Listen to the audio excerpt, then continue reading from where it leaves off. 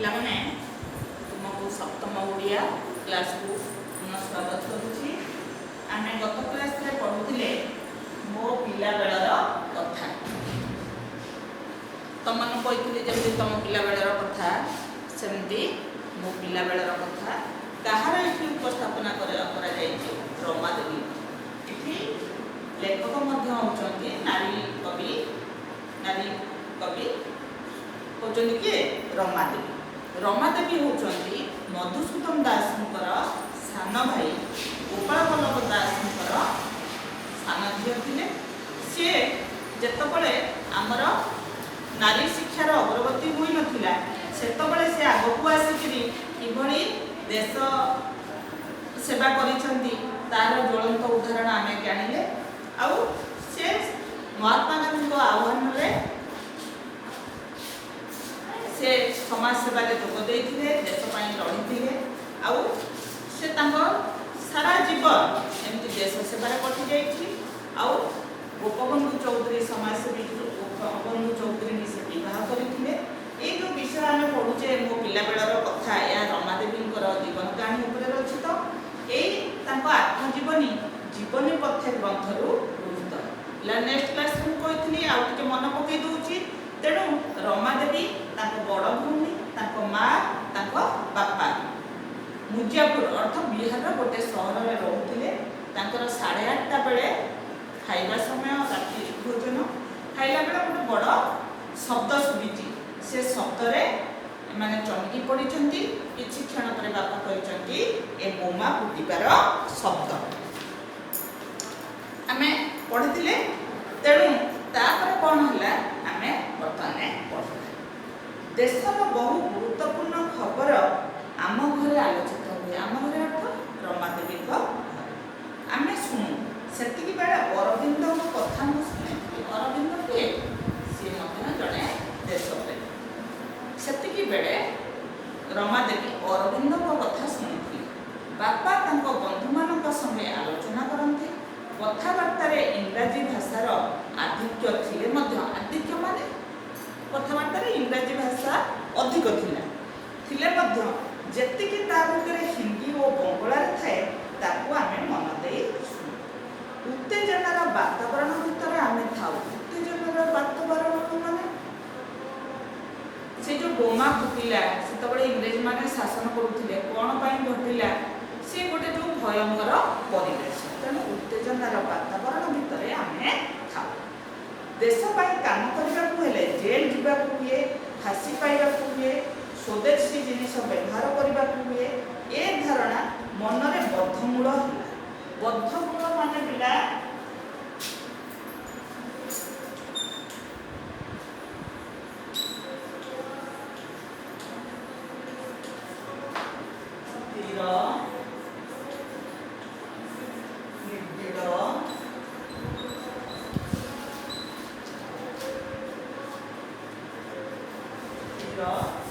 निश्चिंत आ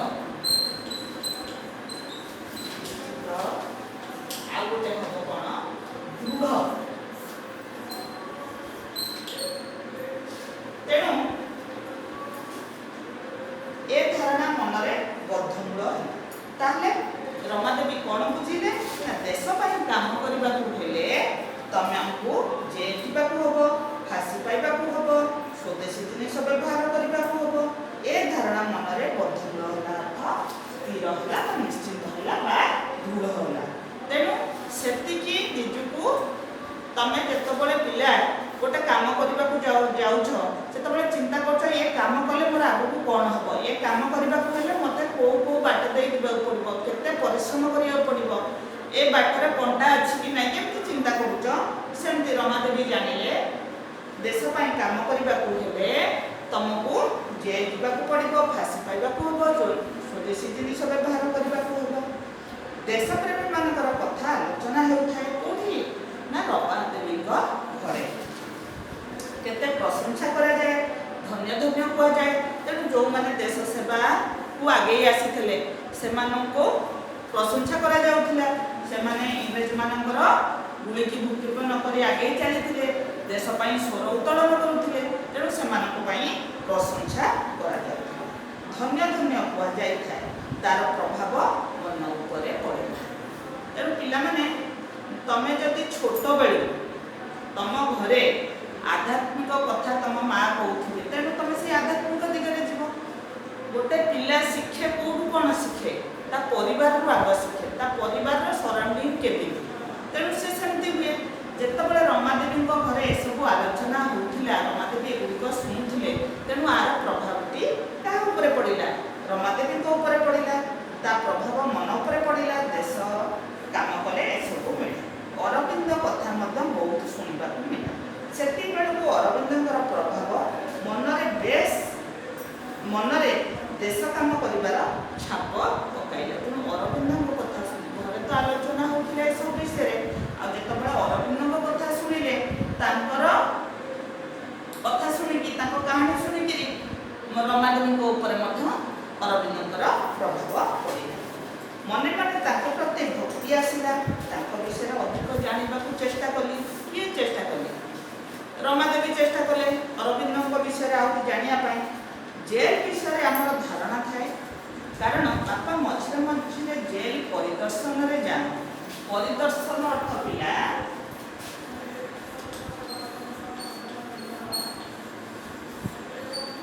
ପରିଦର୍ଶନ ଅର୍ଥ ବୁଲିବା।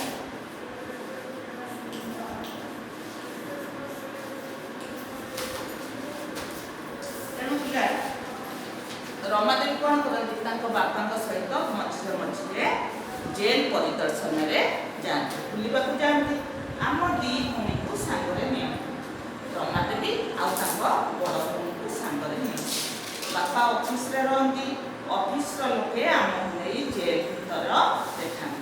ସେତିକିବେଳେ କ୍ଷୁଦିରାମ ଜେଲରେ ଥାନ୍ତି। ତେଣୁ ବାପାଙ୍କ ସହିତ ରମାଦେବୀ ଓ ତାଙ୍କ ବଡ଼ ଭଉଣୀ ଯାଆନ୍ତି। ତାଙ୍କୁ ବାପା ଅଫିସରେ ରୁହନ୍ତି। ଅଫିସର ଲୋକେ ଏ ଦୁଇ ଭଉଣୀକୁ ନେଇ ଜେଲ୍ ପରିସର ବୁଲାଇ ଦେଲେ। ସେହି ସମୟରେ କ୍ଷୁଦିରାମ ଥିଲେ ଜେଲ୍। କ୍ଷୁଦିରାମ କିଏ? ସିଏ ମଧ୍ୟ ଜଣେ ସ୍ୱାଧୀନତା ସଂଗ୍ରାମୀ। ମାତ୍ର 19 ବର୍ଷ ବୟସରେ ତାଙ୍କୁ ଫାଶୀ ଦଣ୍ଡ ଦିଆଯାଇଥିଲା। ସେତିକିବେଳେ କ୍ଷୁଦିରାମ ଜେଲରେ ଥାନ୍ତି। ତାଙ୍କୁ ଫାଶୀ ହୁକୁମ ଆଦେଶ ହେଲା ଯେ ଏହି ବ୍ୟକ୍ତିକୁ କ'ଣ ହେବ? ଫାଶୀ ଦଣ୍ଡ ଦିଆଯିବ। କ୍ଷୁଦିରାମଙ୍କୁ ମୁଁ ଜେଲରେ ଦେଖି ନାହିଁ। ଏଠି ମୁଁ ଦେଖି ନାହିଁ ଅର୍ଥ ରମାଦେବୀ କ୍ଷୁଦିରାମଙ୍କୁ ଜେଲରେ ଦେଖି ନାହିଁ। କ୍ଷୁଦିରାମଙ୍କ ମା ଆସିଲେ ପୁଅକୁ ଦେଖିବା। ସମସ୍ତଙ୍କ ମୁହଁରେ ସେଇ କଥା। ତେଣୁ ଜେଲରେ ଯେଉଁମାନେ ଥାଆନ୍ତି, ଯେଉଁ କଏଦୀମାନେ ଥାଆନ୍ତି, ସେମାନଙ୍କୁ ତାଙ୍କ ସମ୍ପର୍କୀୟ ଦେଖା କରିବାକୁ ଆସିପାରିବେ। ଆଉ ସେଥିପାଇଁ କେତେକ କଟକଣା ମଧ୍ୟ ଅଛି। କେଉଁ ସମୟରେ ଦେଖା କରିବେ, କେତେ ସମୟ ପାଇଁ ଦେଖା କରିବେ, ସେସବୁ ଅଛି। ଯେତେବେଳେ ରମାଦେବୀ ଯାଇଛନ୍ତି ଜେଲକୁ ବାପାଙ୍କ ସହିତ ବୁଲିବା ପାଇଁ, ସେହି ସମୟରେ କ୍ଷୁଦିରାମ ଜେଲରେ ଥିଲେ। ଆଉ ତାଙ୍କ ମା ଆସିଥିଲେ, କ୍ଷୁଦିରାମଙ୍କ ମା ଆସିଥିଲେ କ୍ଷୁଦିରାମଙ୍କୁ ଦେଖା କରିବା ପାଇଁ। ସମସ୍ତଙ୍କ ମୁହଁରେ ସେଇ କଥା। କ୍ଷୁଦିରାମ ପ୍ରତି କେମିତି ଗୋଟିଏ ମାୟା ଜମି ଯାଇଥାଏ। ସେ ଫାଶୀ ପାଇବେ ଶୁଣି ମନେ ମନେ ଭାରି ଦୁଃଖୀ ହେଲେ। ତେଣୁ ତମର ଯିଏ ନିଜ ସମ୍ପର୍କୀୟ, ଯାହାକୁ ତମେ ବହୁତ ଭଲ ପାଉଥିବ, ସମ୍ପର୍କୀୟ ନହେଲେ ମଧ୍ୟ ସାହି ପଡ଼ିଶା ହେଲେ ମଧ୍ୟ ଯାହାକୁ ତମେ ବହୁତ ଭଲ ପାଉଥିବ, ତାଙ୍କର ଯଦି କିଛି ଘଟିଲା, ତାଙ୍କ ଦେହ ଖରାପ ହଉ, ମୃତ୍ୟୁ ହଉ, ଏନିଥିଙ୍ଗ ହଉ, ତେଣୁ ତମେ ଟିକେ ଦୁଃଖ ପ୍ରକାଶ କର। ସେମିତି ଦୁଃଖୀରାମଙ୍କ ପ୍ରତି ରମାଦେବୀଙ୍କର ଏମିତି ଗୋଟେ ଭକ୍ତିଭାବ ଆସିଯାଇଥିଲା। ଯେତେବେଳେ ଦୁଃଖୀରାମଙ୍କୁ ଫାଶୀ ଦିଆହେବ କଥା ଶୁଣି ତାଙ୍କ ମନରେ ଟିକେ ଦୁଃଖ ହେଲା। ବାପାଙ୍କୁ ଅତି ଡରି ଡରି କହିଲେ ଆମେ କ୍ଷୁଦିରାମଙ୍କୁ ଦେଖନ୍ତି।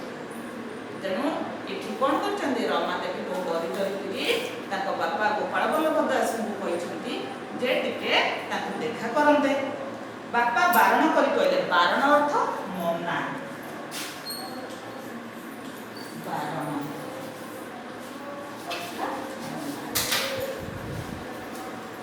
ତେଣୁ ବାପା କ'ଣ କଲେ? ବାପା ବାରଣ କରି କହିଲେ ନା ନା, ତୁମକୁ ଦେଖିବା ପାଇଁ ଛାଡ଼ିବେ ନାହିଁ। କେହି ଲୋକ ଫାଶୀ ପାଇଲେ ବାପା ଫାଶୀ ସ୍ଥାନରେ ଉପସ୍ଥିତ ରହିବା ପାଇଁ ଯାଆନ୍ତି। ତାଙ୍କ ଉପରେ ସେ ଦାୟିତ୍ୱ ଥାଏ। ଭୋର 3ଟାରୁ ପୋଷାକ ପିନ୍ଧି ଜେଲ୍ ଥାନାକୁ ବାହାରନ୍ତି। ତେଣୁ ଯାହାକୁ ଫାଶୀ ଦିଆଯାଏ, ସେ ଫାଶୀ ଦିଆଯିବା ସମୟରେ ରମାଦେବୀଙ୍କ ବାପା ଗୋପାଳ ବଲ୍ଲଭ ଦାସ ଯାଇକରି ସେଠି ଉପସ୍ଥିତ ହୁଅନ୍ତି। ଯେତେବେଳେ ରମାଦେବୀ ଜାଣିଲେ କ୍ଷୁଦିରାମଙ୍କୁ ଫାଶୀ ଦିଆଯିବ ସେତେବେଳେ ସେ ତାଙ୍କ ବାପାଙ୍କୁ କହିଛନ୍ତି ଯେ ଡରି ଡରି କହିଛନ୍ତି ବାପା ଟିକେ କ୍ଷୁଦିରାମଙ୍କୁ ଦେଖନ୍ତନି। ବାପା କିନ୍ତୁ ମନା କରିଛନ୍ତି। ଫାଶୀ ଗୋଟେ ଲୋକକୁ ଫାଶୀ କେତେବେଳେ ଦିଆଯାଏ? ଭୋର ସମୟରେ ଦିଆଯାଏ। ଭୋର 3ଟାରୁ ପୋଷାକ ପିନ୍ଧି ଜେଲଖାନାକୁ ବାହାରନ୍ତି। କ୍ଷୁଦିରାମ ଫାଶୀ ଦିନ ନିକଟ ହେଲା। ନିକଟ ଅର୍ଥ ପାଖେଇ ଆସିଲା।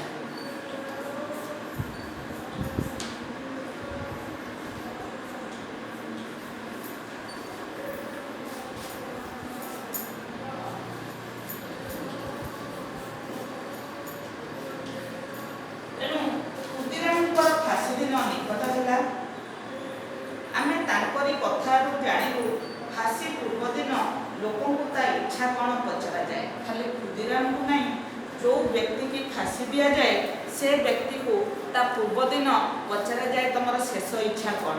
ଫାଶୀକି ଯିବା ପୂର୍ବରୁ ତାକୁ ଗାଧେଇ ଦିଆଯାଏ, ନୂଆ ବସ୍ତ୍ର ପିନ୍ଧେଇ ଫାଶୀ କୁଣ୍ଡକୁ ନିଆଯାଏ। ତେଣୁ କ୍ଷୁଦିରାମଙ୍କୁ ତା ପୂର୍ବ ଦିନ ପଚରାଯାଇଛି ଯେ ତୁମ ଇଚ୍ଛା କ'ଣ, ଓ ସେ ଯାହା କହେ ତାହା ଆଇନସମ୍ମତ ହୋଇଥିଲେ ପୂରଣ କରାଯାଏ। ତେଣୁ ପିଲାଙ୍କୁ ତୁମକୁ ଏବେ ଯେଉଁ କହିଲି ଯାହାକୁ ଫାଶୀ ଦେବା ପୂର୍ବରୁ ତାକୁ ପଚରାଯାଏ ତମ ଶେଷ ଇଚ୍ଛା କ'ଣ, ସେ କ'ଣ ଯାହା କହିବ ସେ ଶେଷ ଇଚ୍ଛାଟାକୁ ପୂରଣ କରାଯିବ? ନାହିଁ, ସେଟା ଗୋଟେ ଲିମିଟ୍ ଭିତରେ ରହିବା ଦରକାର, ଆଇନସମ୍ମତ ହୋଇଥିବା ଦରକାର। ଆଇନସମ୍ମତ ହୋଇଥିଲେ ପୂରଣ କରାଯାଏ। ଆଜି ରାତି 5ଟାରେ କ୍ଷୁଦିରାମଙ୍କର ଫାଶୀ ହେବ। ଏ କଥା ମୁହୂର୍ତ୍ତକ ପାଇଁ ମନକୁ ଯାଇ ନଥାଏ। କିଛି କ୍ଷଣ ପାଇଁ ମନରୁ ଯାଇ ନଥାଏ। ମନ କ'ଣ ହୋଇଯାଇଥାଏ? କାନ୍ଦ କାନ୍ଦ ମାଡ଼ୁଥାଏ। ମୁଁ ଯେମିତି କହିଲି ତମ ସମ୍ପର୍କୀୟଙ୍କର ଯଦି କିଛି ଅସୁବିଧା ହେଲା ତମେ ପ୍ରତିକ୍ଷଣ ଯେଉଁ କଷ୍ଟ ଅନୁଭବ କର, ସେମିତି ରମାଦେବୀଙ୍କ କ୍ଷେତ୍ରରେ ଘଟିଛି। ଯେତେବେଳେ ଶୁଣୁଛନ୍ତି କ୍ଷୁଦିରାମଙ୍କୁ ଫାଶୀ ଦିଆଯିବ, ତେଣୁ ତାଙ୍କୁ ବହୁତ କଷ୍ଟ ହୋଇଛି। ସେ କଥାକୁ ସେ ଭୁଲି ପାରୁନାହାନ୍ତି। ମାଆଙ୍କୁ ଯାଇ କହିଲୁ ସେ ବାପାଙ୍କୁ ମନା କରୁ ବାପା ଫାଶୀ ବେଳେ ହାଜର ରହିବାକୁ ନ ଯାଆନ୍ତୁ। ହାଜର ଅର୍ଥ ଉପସ୍ଥିତ।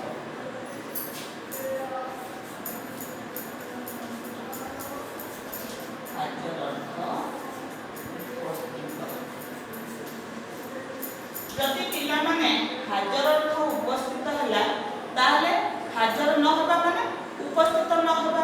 ତେଣୁ ରମାଦେବୀ ଜାଣିଛନ୍ତି ଯେ ଯେକୌଣସି ବ୍ୟକ୍ତିଙ୍କୁ ଫାଶୀ ଦିଆଯାଏ ସେହି ସମୟରେ ବାପା ଯାଇକି ଉପସ୍ଥିତ ହୁଅନ୍ତି। ତେଣୁ ଏ ଦୁଇ ଭଉଣୀ କ'ଣ କରିଛନ୍ତି? ମାଆଙ୍କୁ ଯାଇ କହିଛନ୍ତି ଯେ ମା ତୁମେ ଯାଇ ବାବାଙ୍କୁ କୁହ ଯେ ସେ ସେହି ସମୟରେ ବାପା ନ ଯାଆନ୍ତୁ ବୋଲି, ଜେଲକୁ ନ ଯାଆନ୍ତୁ ବୋଲି। ମାଆକୁ ଯାଇ କହିଲୁ ସେ ବାପାଙ୍କୁ ମନା କରୁ ବାପା ଫାଶୀ ବେଳେ ହାଜର ରହିବାକୁ ନ ଯାଆନ୍ତୁ। ହାଜର ତ ଉପସ୍ଥିତ, ହାଜର ନ ରହିବାକୁ ଯାଆନ୍ତୁ ଅର୍ଥ ସେଠି ଉପସ୍ଥିତ ନ ରୁହନ୍ତୁ। ମା କହିଲା ତମେ କୁହ, ଅତି ଡରି ଡରି ବାପାଙ୍କ ଟେବୁଲ ପାଖରେ ଠିଆ ହେଉ। ଯେମିତି ପିଲାମାନେ ତମର କିଛି ବାବାଙ୍କୁ କହିବାର ଥିବ, ତମେ ମାଆଙ୍କୁ କୁହ ଯେ ମା ବାବାଙ୍କୁ କହ ମୋର ଏଇ ଜିନିଷଟା ଦରକାର ବୋଲି। ଯଦି ସେ ପାଠ ସମ୍ବନ୍ଧୀୟ ହେଇଥିବ ତ ସାଙ୍ଗେ ସାଙ୍ଗେ ଆସିଯାଏ।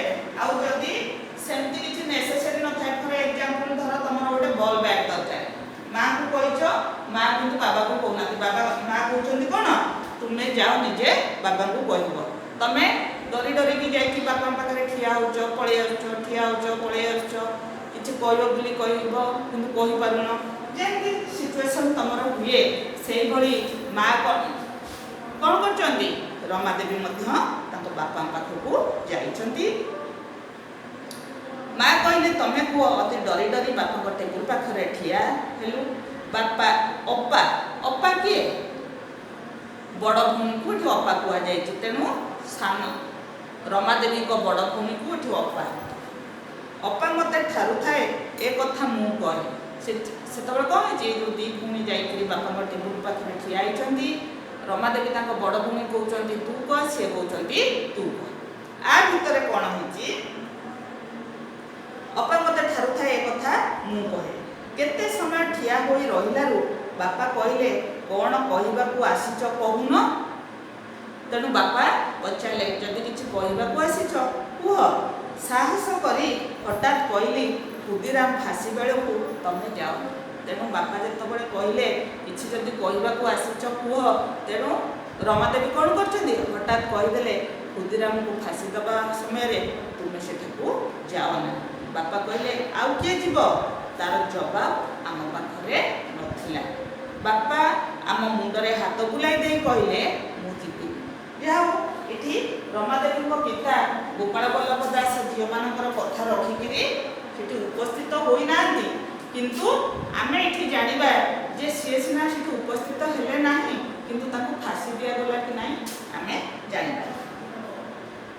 बापा कहले आउ किए जीव, तार जवाब अर्थ कौन उत्तर।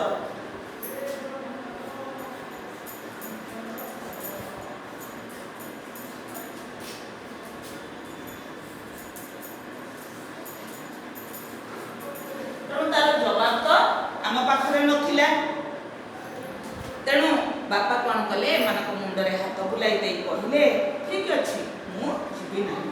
बापा भारी गंभीर देखा जाउथले, भारी चुपचाप देखा जाउथले, मुहरे अजस्र प्रश्न आउ मनरे अनेक चिंता।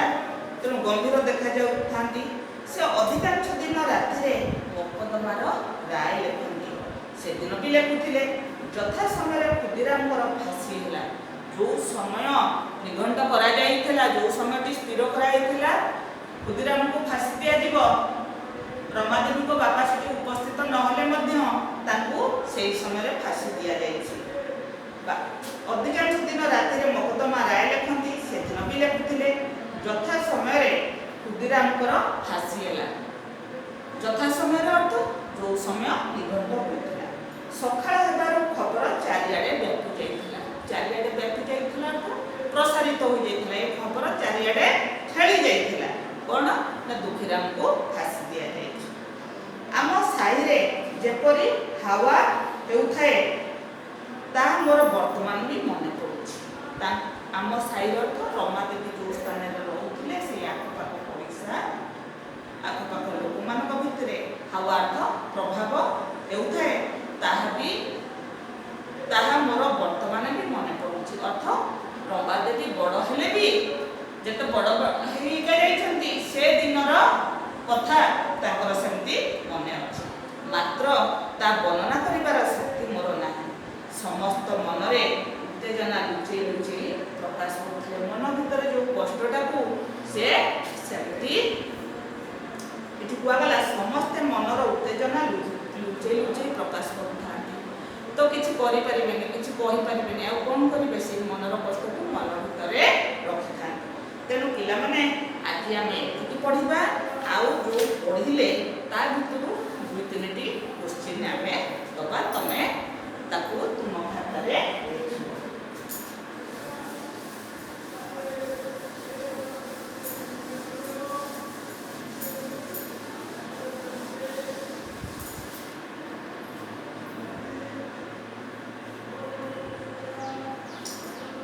एक नंबर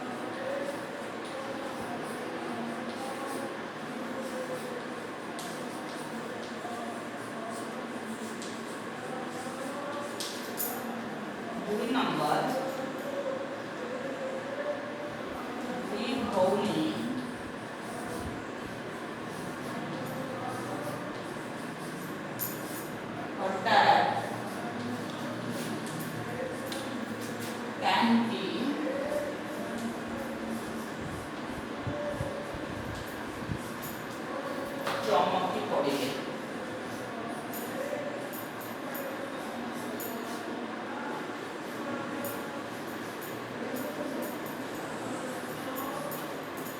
तीन नंबर दुई भौणी ता सहित जेल बुलिबा को जाती। दुई भौणी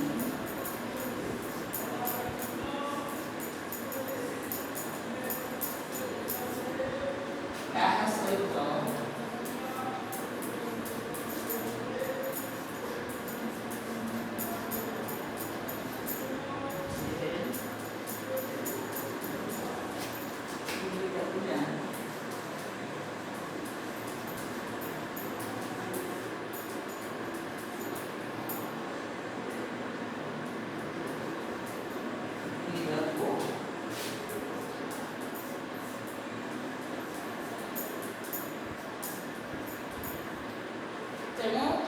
ପିଲାମାନେ ତୁମକୁ ବହୁତ ସହଜ ପ୍ରଶ୍ନ ଦେଇଛି, ଏ ଉତ୍ତର ଗୁଡ଼ିକ ତୁମକୁ ଆସିବ। ପିଲାମାନେ ତମେମାନେ ପଞ୍ଚୁଆଲ ହୁଅ। ଏ କରୋନା ଆମକୁ ଯେଉଁଭଳି ଆତଙ୍କିତ ରୂପରେ ରଖିଛି, ତା ଦେହରୁ ଆମକୁ ସୁଧୁରିବାକୁ ହେଲେ ଆମେ ଡିଷ୍ଟାନ୍ସ ମେଣ୍ଟେନ୍ କରିବା, ମାସ୍କ ପିନ୍ଧିବା, ଏସବୁ କାମ କରିବାକୁ ହେବ। ତୁମେ ତ ବିଦ୍ୟାଳୟକୁ 1.5 ବର୍ଷ ହେଲାଣି ଆସିନ, ତେଣୁ ଯେଉଁ ପାଠ ଯେଉଁଦିନ ଯାହା ପଢ଼ା ହେଉଛି ତମେ ତାକୁ ଘରେ ତ ପ୍ରଚୁର ସମୟ ପାଉଛ, ତେଣୁ ଘରେ ସେ ପାଠ ସେଇଦିନ ପଢ଼ିଦେବ।